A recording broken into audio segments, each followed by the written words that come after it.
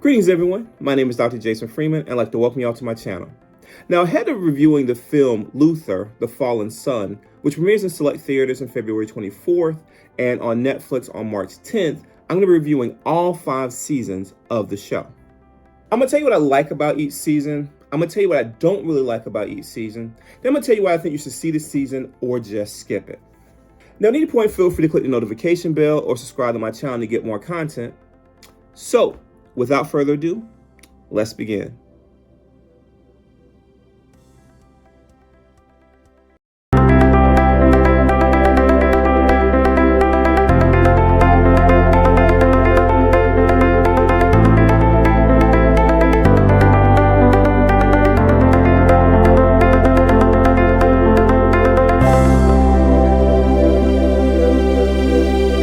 So season 3 of Luther starts just a little bit after the end of season 2.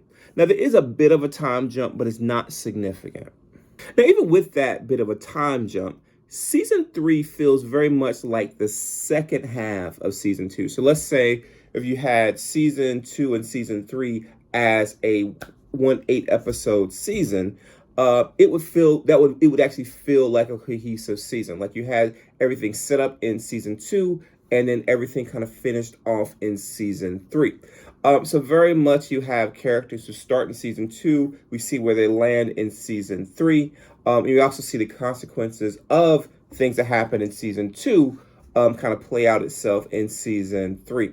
So what did I like about season 3 of the show Luther?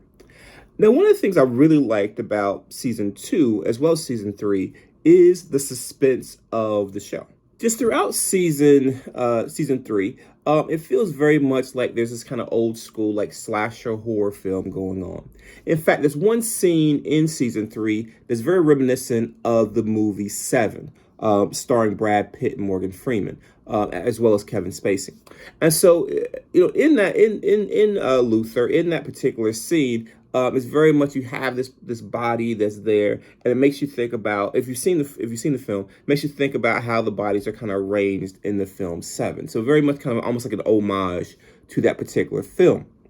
And so, yeah, so it definitely has that horror film. There are scenes within houses where the killer is around somewhere. They hear something, they hear a bump, they hear the killer doing something, and it feels very much like a horror film.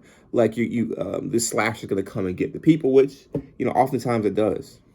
So what else do I like? Well, one thing I do like about this show is that it is absolutely willing to take risk. So one of the issues with like procedural formulaic television is that is very risk averse. So you're going to see basically the same thing each episode. You're going to see an opening act, the characters being presented.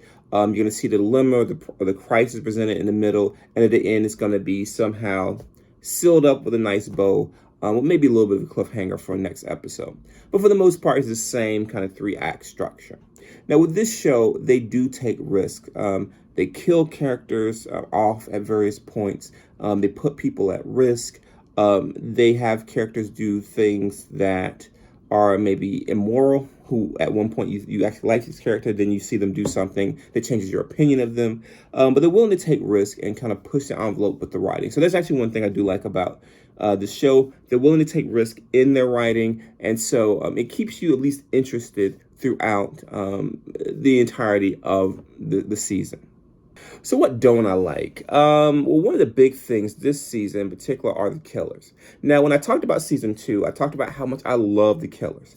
And by far, the killers in season 2, and I'll go back to season 1 as well, are way better than the killers that we see in season 3. In many ways, the emphasis is taken off of the killers and their motives and what they do, and more focused in on the politics surrounding Luther, which is another big critique. And so I think the killers are put to the side, essentially like not necessarily, they're important, but you could tell the development of the killers wasn't really as important as kind of talking about the politics and this whole world around Luther and the kind of consequences of his actions from previous seasons. They even, call back to something from the opening scene of season 1 in season 3. And again, it's just more focused on that stuff, and the killers kind of just get kind of pushed to the side. And along those same lines, there were many choices that were made in season 3 that I was not a fan of. Again, I don't want to spoil anything, so I won't say what those choices were. But there were certain things that I kind of wish they had done them in previous seasons. But then in season 3, they decided to kind of put those in there, and either they felt out of place, they felt, forced, or they just felt like, it didn't really add anything to the story. And some of these were kind of big choices as well, significant events that I just wasn't a fan of. I didn't like either if it happened, I wish it had happened at a different time, or it would have happened in a different way. So, should you see season 3 of the show Luther or just skip it? And so, as I said, Luther is not a bad show. It's better than most procedurals that you'll see on American TV in particular. However, if I'm going to compare it to seasons 1 and 2, season 3 to me is by far the weakest season, and therefore I think it'll be fine to skip season 3. Season 1 and 2, don't skip. Those are really good seasons. Season 3, not so much. So as I described before, in many ways, season 3 feels like the back end of season 2. The problem is that season 2 had a really good ending, like a really good ending in my opinion.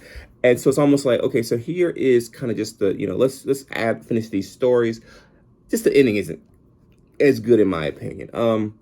And some people may disagree with that. Some people may like the ending that they set up, especially fans of Luther and the antagonist. And I don't want to say too much about the antagonist without giving who it is away. But some people who like Luther and the antagonist and their connection, their relationship. People may like that and like the ending as it happened.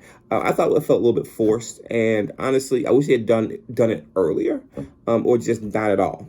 The big thing I felt season 3 did was you had all these loose ends with season 1 and 2. Like, these loose ends out there, things that they had started and hadn't finished.